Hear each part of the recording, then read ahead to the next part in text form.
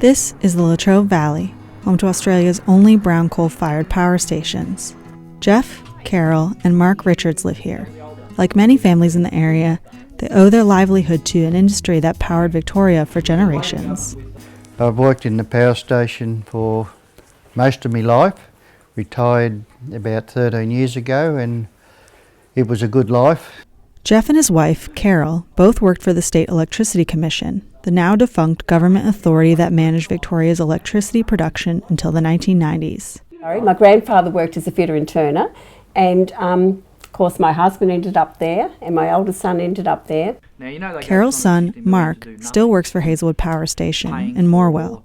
He remembers days when there were jobs aplenty. The SEC used to do massive intakes. They'd they'd close off Kernot Hall, which is a large community hall here.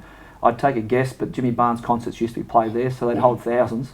At the time, there was numerous jobs to select from. By the 1990s, however, the SEC disbanded and privatized the industry. Thousands of people lost their jobs, and a once prosperous community unraveled. The employment for the SEC from all the brown coal industry was 10,500 people, and that got cut to something like, it's under 3.5, almost overnight. Optimism went. Well, people didn't know how they were going to pay their houses. Look, I've worked with people in my job who've committed suicide. You know, and people you think, well, they've got a good job, but obviously the stresses of it all, and it's been devastating for the area.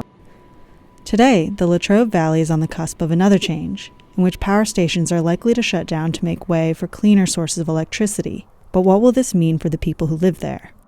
The way the coal industry's going here in the valley, I see no future for the next generation. You can see it already, you know, there's so many unemployed young people with young children to raise, and eventually they probably are going to move. The Victorian government has pledged $40 million in funding to help the valley as industries close, but Jeff doesn't put much stock in their promises. Politics is just a matter of them trying to get themselves back in, so I've got not much hope for any decent stuff coming out of politicians ever.